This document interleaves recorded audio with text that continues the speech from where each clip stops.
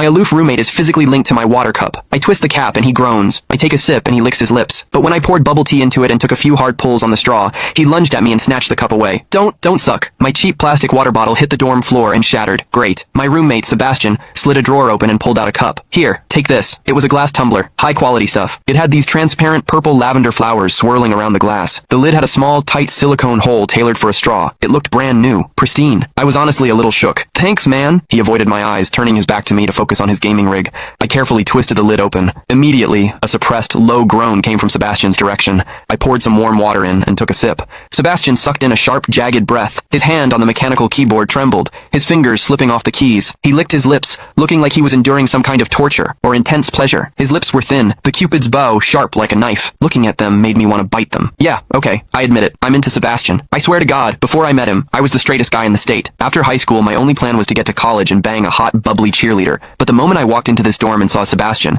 that plan went out the window. 4 years of college and he's the only one I want to mess around with. But I couldn't tell him. No way. I was terrified that if I spilled my guts, we wouldn't even be friends anymore. Because Sebastian is straight. Like, painfully straight. Only 2 weeks ago, he turned down a senior, a varsity swimmer, total stud, who asked him out. After that, Sebastian came back to the room and sat at his desk with a face like thunder for hours. The guy must be a raging homophobe. Maybe it was because the cup was a gift from my crush, but that warm water tasted sweeter than usual. It had a weirdly good aftertaste. I grabbed a straw from my desk and shoved it deep into the hole on the lid. The second I did, a strangled moan ripped out of Sebastian's throat. He bolted up and sprinted into the bathroom. Weird. We were just gaming. Why the hell did he suddenly need a shower? He didn't even grab a change of clothes or a towel. My hearing has always been too good for my own good. Through the thin bathroom door, I heard whimpery, muffled sounds. Soft, hot, suppressed. As a dude, I knew exactly what that sound was. He was jerking off. When I get horny, I usually wait until lights out and hide under the covers like a rat. But Sebastian, it's the middle of the damn day and he just goes for it? Talk about high testosterone. Sebastian is gorgeous. He's got that cold, don't touch me vibe, but his eyes are sharp, almost like a fox. He looks like a priest who's secretly a sinner, tempting as hell. I've heard people say his smile is killer,